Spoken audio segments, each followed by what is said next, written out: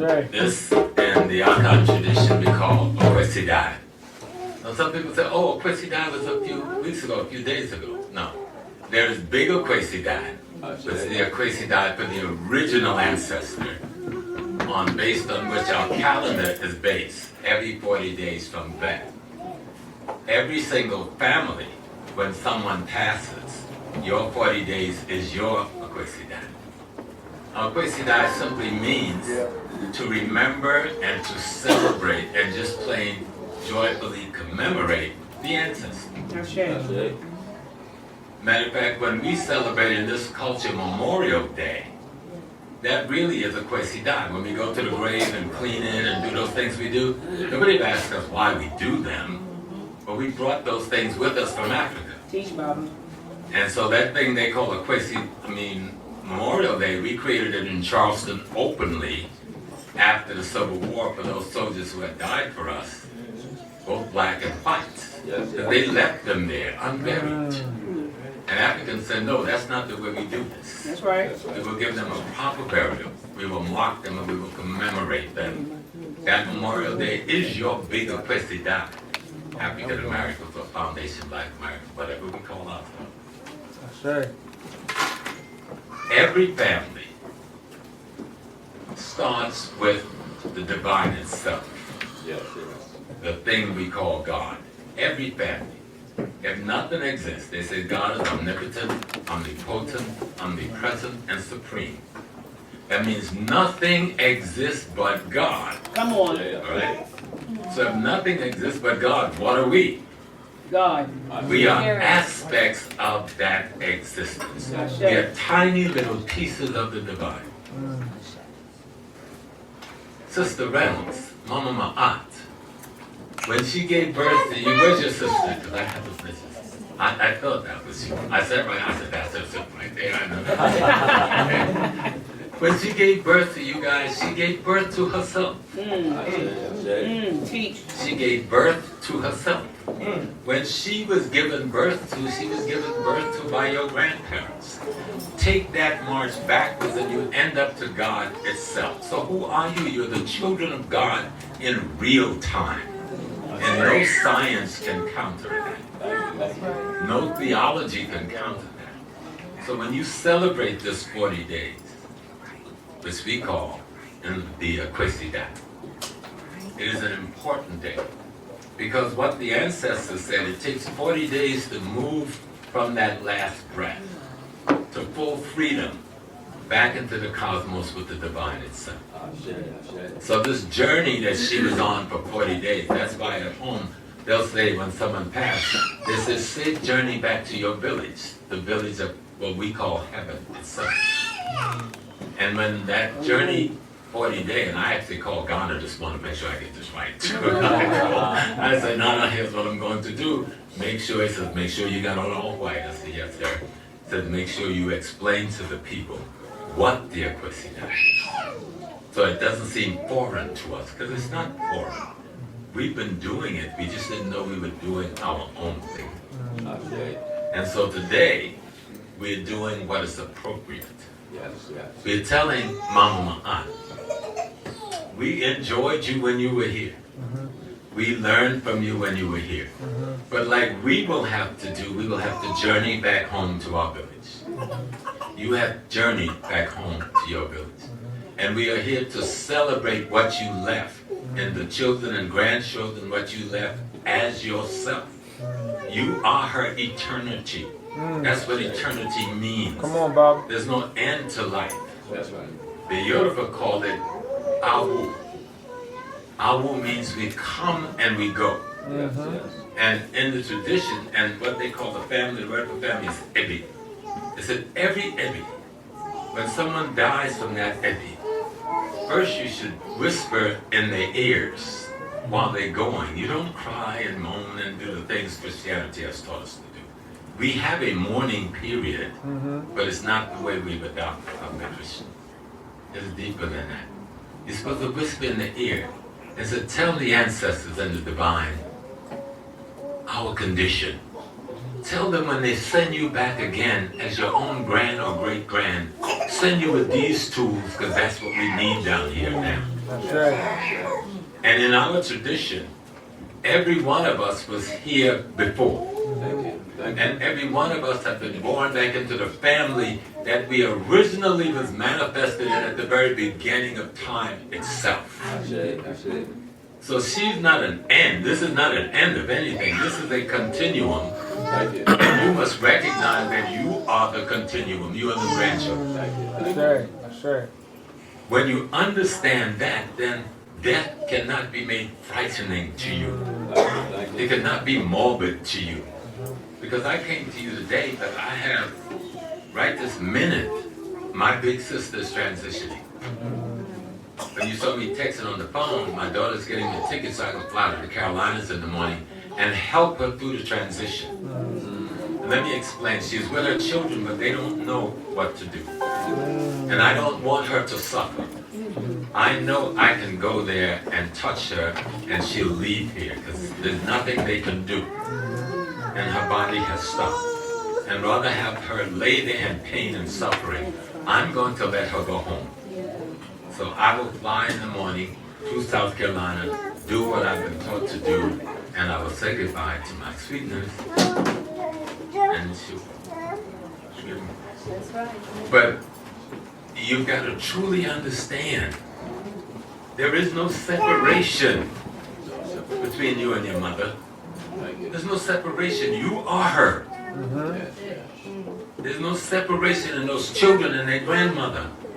They are her. She deposited herself while she was here. And she gave y'all not just a physical form, but she taught you Ma'at. Come on. She taught you love. She taught you the African wisdom and vision. That you are who you are today because she taught you that part of herself that she wants you to become. And that's what your obligation is now. To teach that to your children. That's right. People say we here in African American, we don't have. That's all right. Leave that baby in here. Don't take that baby in here. Just let him do what he wants to do. Leave him to be free. He's not the thing. If there's one noise he want to have, the baby's noise. Okay? So let that baby do whatever. The baby will just make sure they're safe and they don't get hurt. He smiled. He smiled at his mom. When we understand, people say, oh, black Americans, y'all don't have no culture. That's the most foolish statement in the world. Maybe we don't speak the language we spoke originally, the multiple languages when we left home. We don't speak Yoruba, Akan, Igbo, Congo, Zulu. But guess what we do? We think that language. Come on. Come on. We think that language. That's why we're different. Everybody know we're different, but nobody want to admit to why we're different. We're different because we never stopped being what we were before we came here. We were forced to use another language. And remember, they never taught us their grammar. They simply taught us their vocabulary. So we use our own grammar and set their vocabulary on top of it. So they said we speak bad English. No. We are speaking our language using their bad vocabulary. Come on. That's right. That's right. We still think as African because if we did not think that way, the vengeance we would wreak on these people would be unheard of. Given the genocide they wreaked against us. Come on. Come on. But you have to know who you are. You are God having the human experience. That's right. That's not a cliche. That's the reality of who you are. You are the divine having this experience we call human. But so is the butterfly and the bumblebee. That's right. And the rose and the daffodil. That's But right. they know how to do what they came to do. We don't want to get kind of shaky on knowing how to do what we came to do. You're the owners of the earth. And all of our tradition, it tells us that. And even the traditions we've adopted and our parents were forced to adopt, they all came out of Africa. There was churches in the Sudan, there was churches in Egypt, there was churches in Ethiopia, Christian churches before there was a Catholicism. That's right. Before there was a European Protestantism. But we have unfortunately adopted their way of doing the thing, at least overtly, than our way of doing the thing. But any one of the black Christian people you know, they always had something kind of under the table that you never really saw them put on the table because they were afraid they would be ridiculed for doing their black thing. Yeah, that's true. So we've got to study ourselves. And of course, God gives you a good moment to do that, to remember. And what does remember means? To put the pieces back together. Remember. We are members. We remember. We put the ideas back together. Teach. We put the concepts back together. We put the principles back together that teaches us how to behave in that thing we call Ma'at. Come on. So you call her Mother Ma'at. What does that Ma'at thing mean? I think it's in the pyramid text when Amun realized that it existed, because Amun is not a he nor a she, it's not a human. When Amun realized, according to the pyramid text which was written by ancestors, Amun said, I came into, how do you say?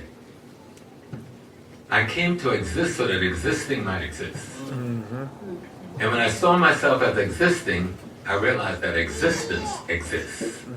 And when I turned to my side, Ma'at was already there at my side. Amun didn't create Ma'at. Ma'at came with the creation itself, of the divine itself.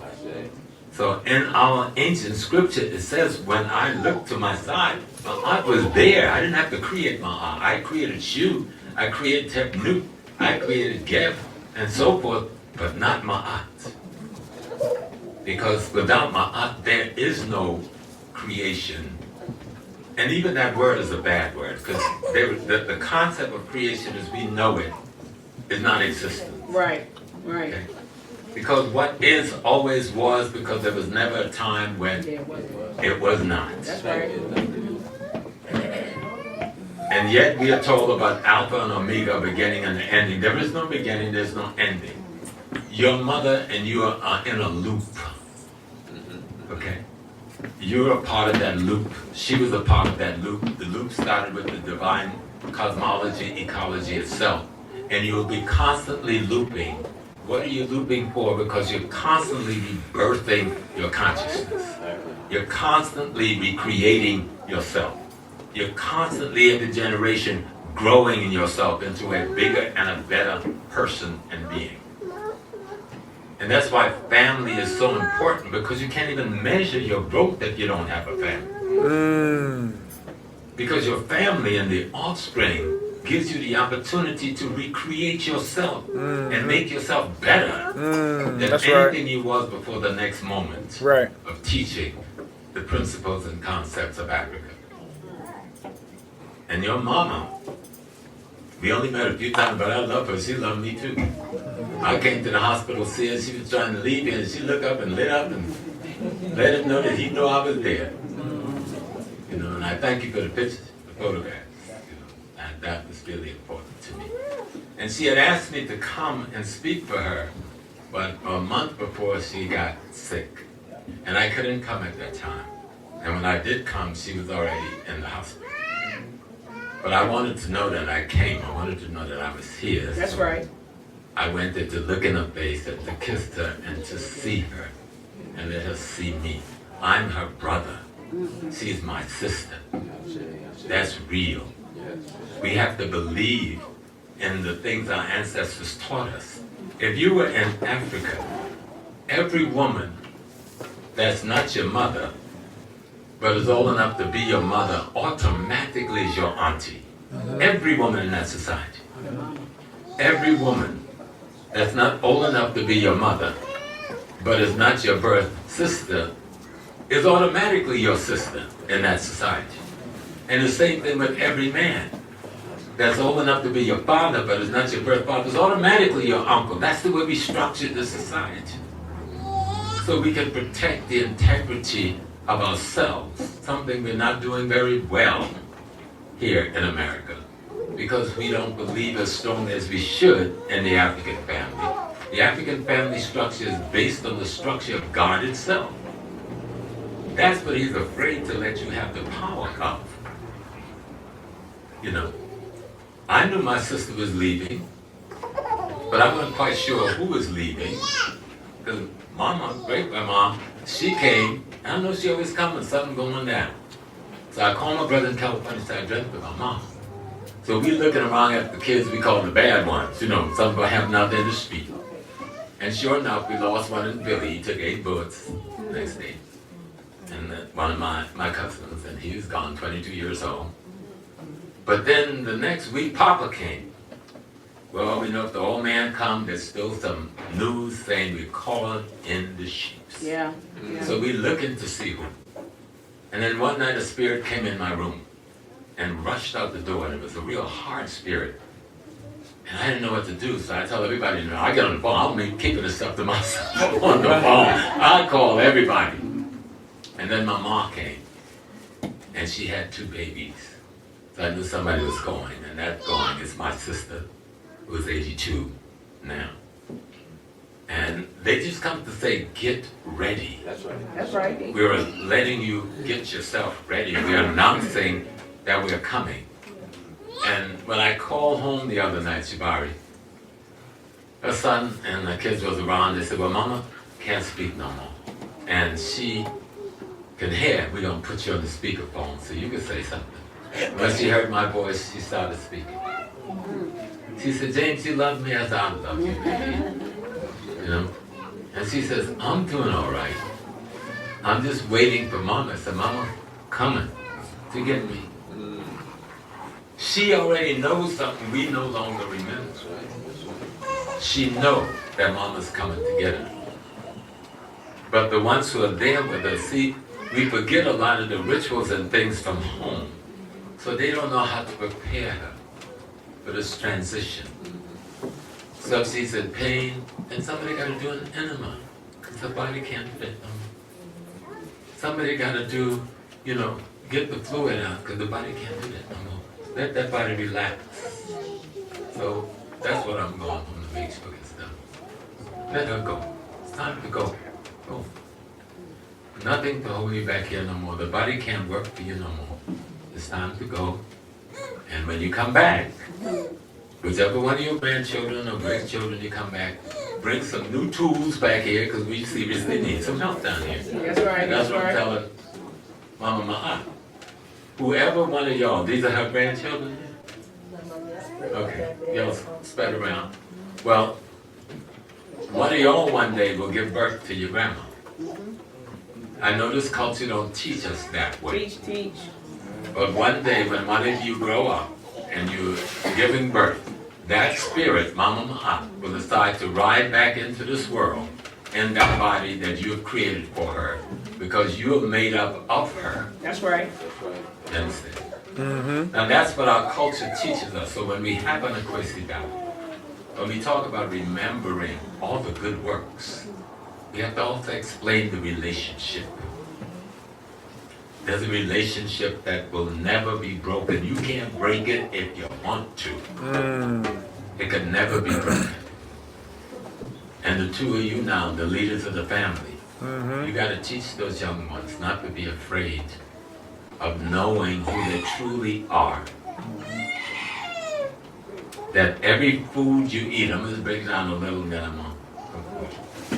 but I want them to know every food that you eat, there's something that's broken down into minerals and vitamins and so forth. And all of it comes from the ground. So at the end of the day, our body is really dirt. It's the earth. The carrot gets its essence from the ground, the cabbage, the collard greens, the tomato. Right. You're eating the earth that have been impregnated by the sunlight and the moonlight and the planet light and the Milky Way light, because all of those light reaches up and it impregnates the earth. And then we take that energy in the form of what we call food and we recreate and grow ourselves. So we are the cosmology. Every one of you come from outer space. So don't anybody fool you about you want to see some alien. You are the alien. Say so. But they play games with us. That's right. And don't teach us the real knowledge. That energy that makes you up, that made those plants, that made those fruits, even the cow, if he likes some beef, like I do every now and then when I shouldn't do it, he eats grass. Right? That's right. He eats grass. He eats earth. And so we are cosmology and ecology. We are the universe. People want to reduce us to dancing and singing and calling that culture. That's not our culture. Those are tools of culture that we use to teach ideas, to teach principles, to teach concepts, to teach behavior, to make you look and go inside of yourself. But culture is understanding that you are the universe. You are part of the totality of creation. Yes, yes. So Mama Maat, I'm happy. You should see me driving that car with my old self. Right? Trying to get down here on time.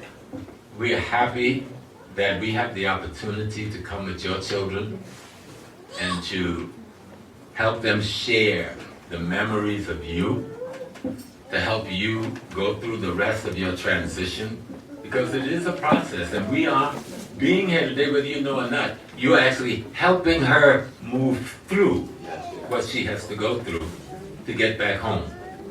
All right? And all of our religions do it, we just don't understand enough to know how we do it. When brother says, I'm more science, yeah, you're the same thing as the Yoruba, you're just saying it another way. When the brother says, I'm Muslim, yeah, you're the same thing as the Congolese, but you're saying it another way. Brother said, well, I'm committed. Yeah, you're the same thing as the brother who's in the Nation of Islam, but y'all just doing it a different way. The key thing to understand is that each one of us is an expression of an aspect of the divine essence having this human experience. And when you gave birth to your children, you gave birth to yourself, because that's the only thing you can give birth to with. You take the cells in you, the genes in you, the memories in you, and you give that to an egg which find unity with the sperm that took the memory in it, the DNA in it, the history in it, that goes back for billions and trillions of years, and you put them together, and once you put them together, you set the fire of heaven loose in this world. That become the human that was once you, the adult.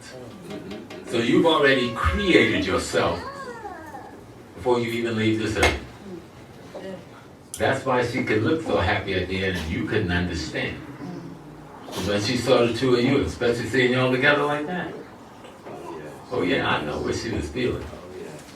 She realized, okay, that's me, I'm good. Did my work, I recreated me, I rebirthed myself. And of course he died just to remember that moment. But that aspect of her, that aspect of you, you will remember that aspect. Because it contains so much. It contains so much that we gotta determine the young people to unfold. So you can spend the rest of your life just learning about your mom. Learning about your grandmother, and relative. There's so many multiple personalities. So many things she conquered. So many things she built with her words and her ideas. That makes this a better space for so many different people. So I'm honored, my dear sister, to have the opportunity to even just be here. But I hope you understood what I'm saying, because my message was to explain a question. Absolutely. It's not some mystery thing. Because you're not here doing something that's odd and weird. Okay? You're here doing one of the most appropriate things a family can do when one of its members transitioned back to where they came from to begin. Because none of us was here before we got here. And we act like, okay, we've always been here, so we ain't going nowhere. No. You came from somewhere to do something. That's And right. we're told in the tradition, you go before the divine totality and you say, this is the destiny I want to fulfill on earth. And once you agree to that destiny, you're allowed to come and have that fulfillment. Some people forget it along the way because of all of the traumas that happen. That's why you have culture and music and dancing to help you remember and remove the trauma so you can get to the core of your being and express the purpose for which you have come. That's right. So God bless this family. May the ancestors bless this family. May the mighty ancestor, Mama Maat,